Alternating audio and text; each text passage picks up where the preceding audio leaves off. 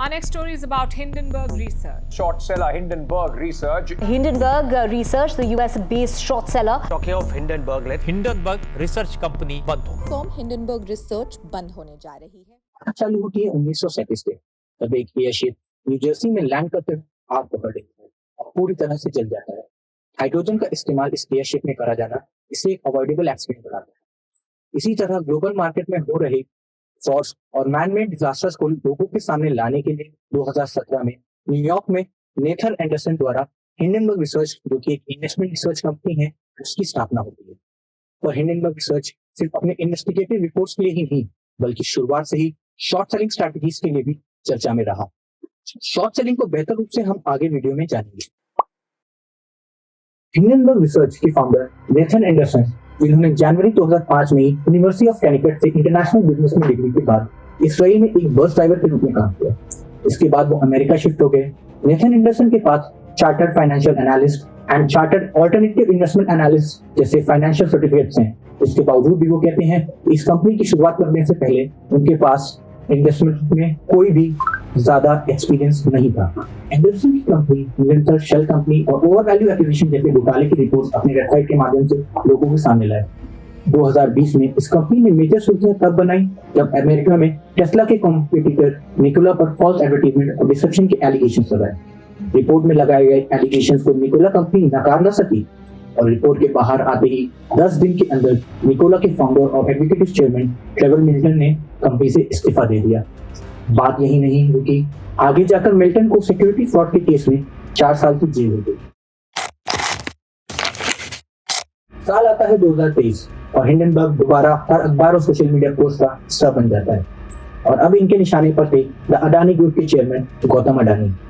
इस 106 पेज की रिपोर्ट में गौतम अडानी और उनके बड़े भाई विनोद अडानी सहित परिवार के 2 और सदस्य राजेश अडानी और संदीप अडानी के खिलाफ भी ऑफशोर इन्वेस्टमेंट से शेयर मार्केट को मैनिपुलेट करने के गंभीर एलिगेशन लगाए गए. खबर आते ही ये बात आग की तरह ना ही इकोनॉमिक न्यूज बल्कि पॉलिटिकल डिबेट का हिस्सा भी बन गई और भारत में एक सनसनी मच गई. इसके जवाब में अडानी ग्रुप ने भी एक रिपोर्ट पब्लिश करी थी. वो इसमें कहते हैं कि वो शौक में परेशान है कि मैडॉफ के पागल द्वारा पब्लिश की इस रिपोर्ट जो एक झूठ के अलावा कुछ भी नहीं है. इसमें तथ्यों को तोड़ मरोड़ कर किसी मंशा के तहत पेश किया गया है. आगे जाकर गौतम अडानी ने एक इंटरव्यू में ये भी कहा कि हिंडनबर्ग के लगाए आरोप एक प्रयास है इंडियन इकोनॉमी को डिस्टेबलाइज करने और इंडियन गवर्नमेंट को पॉलिटिकली डिफेम करने का. कमाल की बात इसमें यह है कि यही कुछ जवाब एलिगेशन लगाते हुए बीजेपी के रविशंकर प्रसाद ने भी दिया था जब कांग्रेस ने इस मामले की ज्वाइंट पार्लियामेंट्री कमेटी द्वारा इन्वेस्टिगेशन की मांग की थी. On behalf of the National Forum of the BJP, we would like to say with full sense of responsibility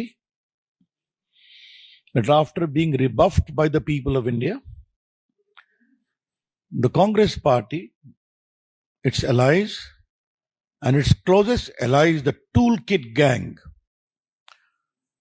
have conspired together to usher in economic anarchy and instability in India.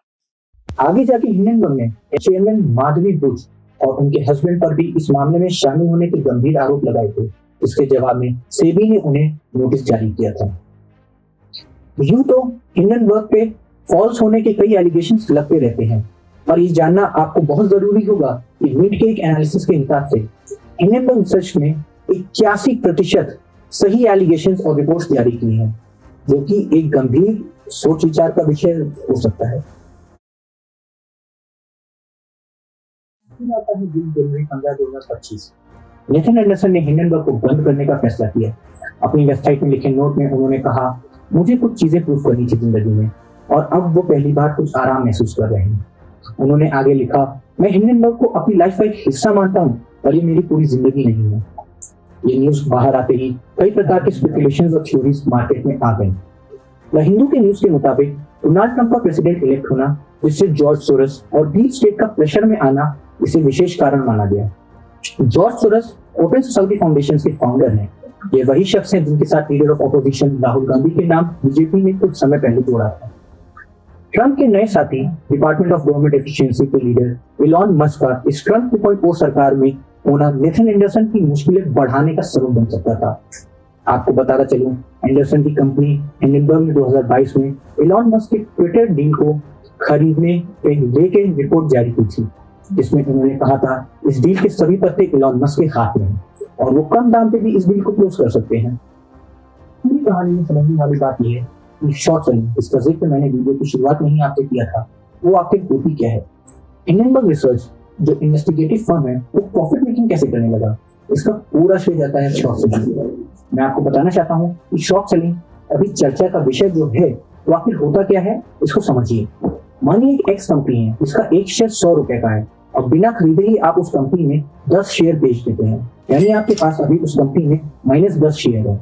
और बेचने के वक्त आप company को ये बता देते हैं कि मैं 2 दिन बाद इतने ही शेयर्स को खरीद लूंगा। अब वो कंपनी किसी भी कारण से मार्केट में गंदा परफॉर्म करती है और उसकी शेयर प्राइस 50 रुपए हो जाए।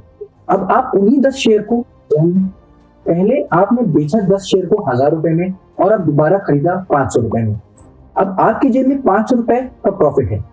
पर शॉर्ट सेलिंग कोई आसान काम नहीं है, इसमें रिस्क फैक्टर बहुत ज्यादा होता है और आप बहुत नुकसान उठा सकते हैं। इसी वजह से इंडिया में शॉर्ट सेलिंग को इलीगल करार दिया गया है। ये यूएसए में अलाउड है। हिंडनबर्ग ऐसे ही कंपनियों में पैसा लगाती है और शेयर की कीमत गिरने पर उन्हें खरीदकर मुनाफा बना लेती है। हिंडनबर्ग रिसर्च बंद होने के बाद भी चर्चाओं में ही नहीं बना रहा, बल्कि ज्यादा मुश्किलों में भी गिर गया। पहले ही इस पर कई लीगल केसेस चल रहे थे और 20 जनवरी 2025 को कनाडा के ओंटारियो कोर्ट में एक नया केस रिपोर्ट हुआ। ये case Toronto based company एंसन funds पर मार्केट फ्रॉड को लेकर बीएनएन ब्लूमबर्ग द्वारा रिपोर्ट किया गया। एंसन फंड्स एक हेज फंड्स इन्वेस्टमेंट कंपनी है, जिसके चीफ मोइस कसाब ने कोर्ट में एडमिट किया कि उन्होंने हिंडनबर्ग के एंडरसन सहित Muddy Waters, Carson Block and Citron's Andrew Left के साथ भी अपनी रिसर्च को शेयर किया था। कमाल की बात यह है कि हिंडनबर्ग रिसर्च के बंद होते ही अडानी ग्रुप के स्टॉक 9% से बढ़ गए। कमाल की बात यह भी है कि हिंडनबर्ग रिसर्च के बंद होने की खबर आते ही जोगिंदर रॉबी सिंह, जो कि अडानी ग्रुप के चीफ फाइनेंशियल ऑफिसर हैं, अपने एक्स अकाउंट पर लिखते हैं कितने गाजी आए कितने गाजी गए। क्रियाएं और प्रतिक्रियाओं की एक होड़ लग गई है। फैक्ट्स बहुत हैं और नरेटिव्स उनसे ज्यादा। अब ये आप पर है कि आप इस मामले को किस नजर से देखते हैं। एक्सपर्ट एज ऐसे ही बेहतरीन मामलों को जानने के लिए और उनके ब्रेकडाउन को आपके सामने रखता रहेगा। जुड़े रहिए हमसे एक्सपर्ट एज पे। Thank you.